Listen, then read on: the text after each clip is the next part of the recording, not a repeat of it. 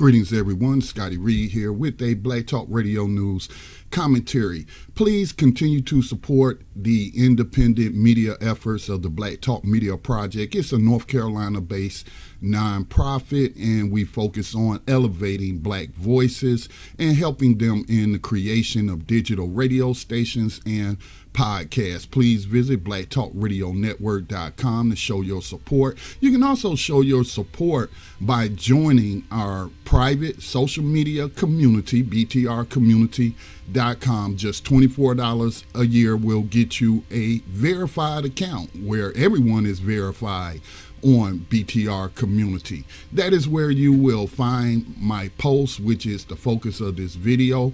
ADOS, anti-Bernie Sanders propaganda targeting African Americans, is found. So I was on Fedbook. Y'all might know it as Facebook, but I was on Fedbook, as I've been on Fedbook since 2008. I don't do a lot of posting there outside of content that's being posted to blacktalkradionetwork.com, but I was on there, and one of my friends I've been connected to for a very long time, they may even be a donor to the Black Talk Media Project. I'm not particularly sure, but you know, I know that this is a real person. This isn't a troll. And he posted this political cartoon, which I came across on Facebook, and it's an anti-Bernie Sanders political cartoon, which plays into the disproven trope that Bernie Sanders doesn't speak to black issues. Now, why did I tag this ADOS? Well, because in the box, and you probably can't read it, but it's basically, let me just read the cartoon for you. So in the first box, it says, "Hello there, voter demographic that I need to win." And, you know, it's a cartoon of Bernie Sanders with a walker. I don't know what that's all about, as the man is pretty much energetic. And if anybody who seems to be frail and breaking down, that would be Joe Biden, who in the last, I think it was the climate debate, where blood just filled up one of his eyes, and he has a history of having aneurysms and other health problems. So I don't, you know, other than projection, I don't get why the walker. So anyway, the next box says that Senator Sanders, do you support reparations for black American descendants of slavery? So the next box, it shows him contemplating, and the last box says, we'll talk about it. Okay, so this is, I guess, playing off of a CNN appearance of Bernie Sanders when he was told that Elizabeth Warren supports reparations, and Bernie Sanders said, well, what does she support exactly? See, because reparations can mean anything depending upon who you talking to. Reparations could mean a check, which is what ADOS, those who are identifying with that hashtag created by Antonio Moore and Yvette Carnell, that's simply all I hear them saying is cut the check, cut the check. Now, reparations can also take other forms. That could be free college for the descendants of victims of slavery. It could mean free health care. But Bernie Sanders is calling for all those things for everybody, okay? But reparations can take many forms, and I appreciate that he asked the question, when he was asked the question about Elizabeth Warren's support for reparations and getting them to detail the policy. Now, Bernie Sanders and Elizabeth Warren are both senators in the U.S. Senate, obviously, and they both are co-sponsors on the reparations bill that was introduced by Senator Cory Booker. So Bernie Sanders has also employed a reparations advocate for his campaign as well.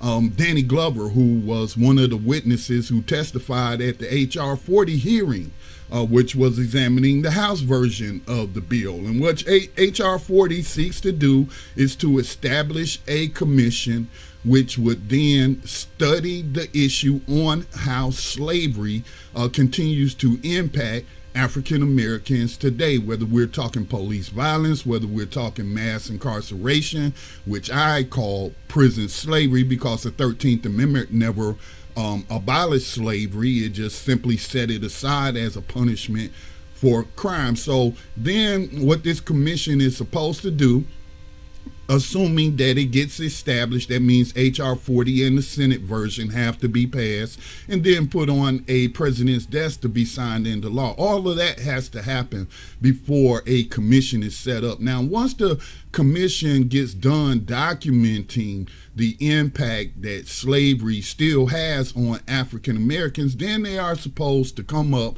with some proposals on how to address the ongoing harm to African Americans who are descendants of those who are victims of slavery. But again, as a modern day abolitionist, I have to keep pointing out every chance that slavery was never abolished.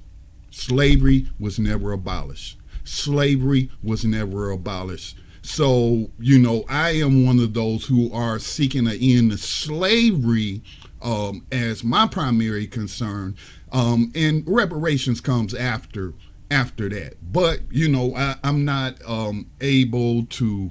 Well, I'm not going to say I'm not able, but I have been mainly focused on changing the language of the 13th Amendment. That's going to have to come through a constitutional amendment. It will call for a repeal and replacement of the 13th Amendment with an amendment that abolishes slavery in all its forms. So anybody that thinks that let's say, for example, that we're going to get a check from the U.S. government without it going through the HR 40 process, then that I'll just say that's wishful thinking.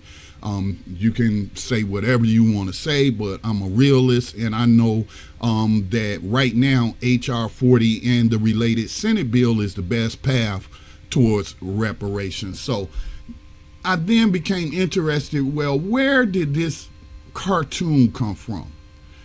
And it has an artist name. It looks like a political cartoon that would show up in a newspaper or on a political news site online. So it has an artist name there. So I was like, well, let's find out who this artist is, right? So I enlarged the image to be able to read the artist's name, which is Misha Alali, I believe is how you pronounce it. I also took note of the crescent moon that separates the first from the last name, and usually the crescent moon is associated with Islam. So I thought that was pretty odd. Misha sounds kind of Russian. Alali sounds kind of someone who's an Arab or lives in the country, because all people who practice Islam aren't black, but someone who chose a Arabic name.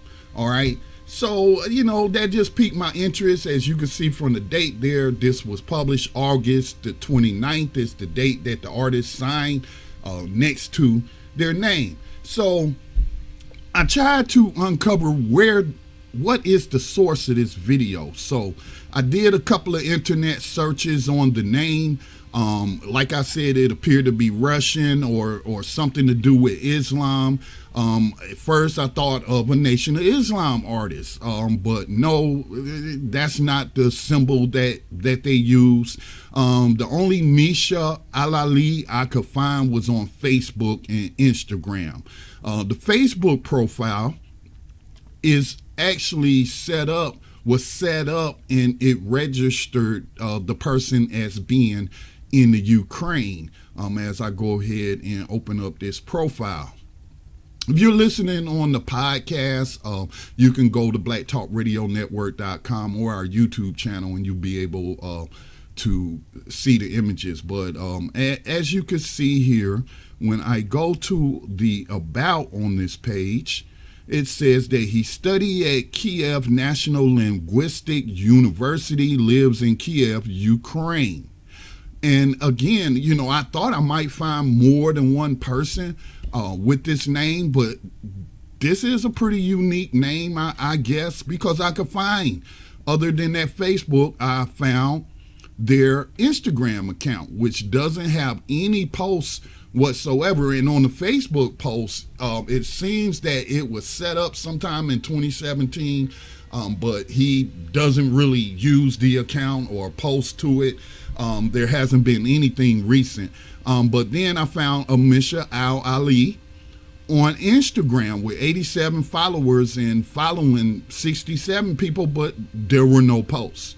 There were no posts. And when I looked at some of the friends of both of the profiles, I kept seeing Arabic names.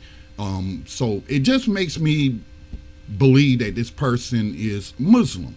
Not that I'm saying there's anything suspicious about that. We have Muslims living here in the United States, but with this person being based in the Ukraine, it's just very, very suspicious. And again, this is all about a trope that goes back really to the Clinton administration, or not Clinton administration, but the Clinton campaign of 2016, where the mainstream media tried to portray Bernie Sanders as someone who's out of touch with black people and black issues, although this man has a history going way back to the 60s of participating in the civil rights movement, even getting arrested, protesting for fair housing in Chicago, and was actually chained up next to a black woman. So, I'm just attempting to try to source this article. I don't think that Yvette Carnell, well, let me say I don't think. I don't know if Yvette Carnell or Antonio Moore commissioned this political cartoon that is anti-Bernie Sanders propaganda. I simply don't know. It's possible they could have hired somebody on Fiverr to draw this up for them, but other than this Facebook profile and Instagram profile, I cannot identify this Misha Al Ali. All right, so as I was stating, this is all about a trope to try to depress the black vote, particularly black voters who are supporting Bernie Sanders' campaign. And AM Joy, which is a program on MSNBC, which is hosted by Joy Reid, no relation to me, but she participated in the Bernie Bro slander of 2016 during that campaign season, trying to paint all of Sanders' supporters as rude white males. And so it was quite, ironic that now she's being forced to admit that Bernie Sanders has support, not just among women, but among black women, as she tweeted a Essence poll which says the top presidential choice among black women ages 18 to 34, and Bernie Sanders tops the poll. Bernie Sanders at 18.9%, followed by Kamala Harris at 17.1%, and Elizabeth Warren at 13.7%, and Joe Biden at 10.3%. And in terms of Joe Biden, I keep seeing this narrative that most black voters are supporting Joe Biden's campaign, and that's not true. That is simply not true. If he has any support, it is among older voters who are feeling nostalgic about Barack Obama, as Biden was his VP. But let me tell you, Joe Biden is not Barack Obama. Obviously, Joe Biden, his history of passing bills that led to mass incarceration, that led to what they call a civil asset forfeiture. This man has a terrible record when it comes to issues that are popular with Americans today. He doesn't want Medicare for all. He wants to so-called fix the ACA, which is the Affordable Care Act, which left a lot of people behind, millions of people still without insurance. And so, I really don't understand the support for Joe Biden among older black folks. And I'm 53, but they're saying most of his support comes from those who are 65 and older. Well, I would just have to say they are not that informed about Joe Biden's record, and they're only looking at him as an extension of Barack Obama, which isn't true. So anyway, Also, to continue to destroy that myth about Bernie Sanders support, there was an article that came out on Jacobin magazine that said, by January of this year, it had become clear that enthusiasm for Sanders' run was remarkably inflected by race, with comparatively strong support coming from black voters. There was a Pew Research poll that came out that confirmed the trend, said that only 49% of Sanders supporters are white, compared with 56% of Biden's voters, 59% of Harris voters, and a remarkable 71% of Warren voters. So again, this was dispelling this slander against the Sanders campaign that, he's only supported by rude white males. And so as you can see, from August 17th to February the 15th, Bernie Sanders indicators among black voters continued to grow, and name recognition, which was due largely to his 2016 run, favorability has been increasing. It's over 60%. And preference. More are starting to prefer Bernie Sanders to the rest of the field. So again, I don't know if Yvette Carnell or Antonio Moore commissioned this artist, Misha Al-Ali, to come up with this false narrative that Bernie Sanders doesn't pay attention to black issues. Medicare for all is an issue. Isn't healthcare access issue for black people? Hasn't lack of access led to the health disparities? Student debt forgiveness, I don't have any student debt, but my sister does, my cousins do, a lot of us do.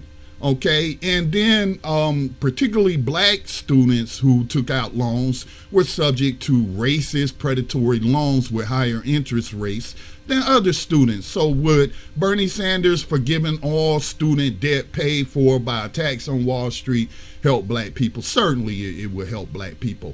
Free college tuition for all. Is education not an issue for black people? I could go on and on, especially his safety.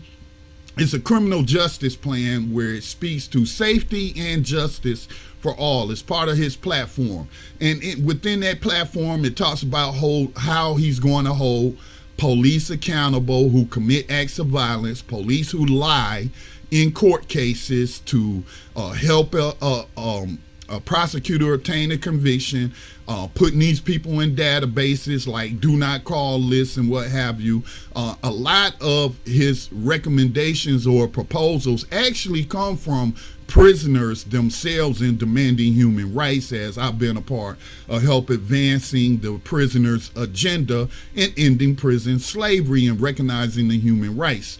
Sanders supports voting rights for people who are in prison, and he's for ending prison gerrymandering. That's when they take black people from their communities, lock them up in a prison in a rural area, and then the number of representatives out of that district is based off of the census, and they're counting those African Americans and other non-whites as being part of this predominantly white district where they're being housed in these prisons. So that's what prison gerrymandering is. It also takes away financial resources, because again, the census is based on the population number. So anyone that's putting out there that Bernie Sanders does, just because he doesn't frame it specifically as a black issue, doesn't mean it isn't an issue for black people. So we're dealing with semantics here.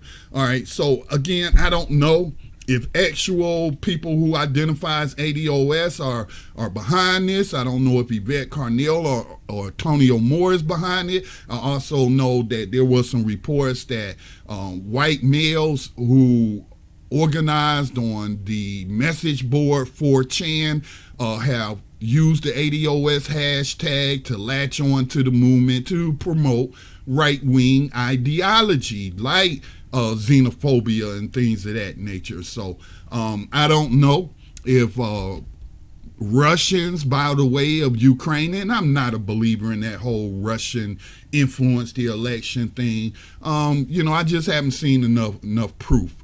But can a similar campaign be happening? Joe Biden got ties to the Ukraine. Him and his son have ties to the Ukraine. Biden bragged about getting a Ukrainian prosecutor fired who was investigating the company that his son worked for and was being financially compensated quite handsomely. So Joe Biden has some friends in the Ukraine.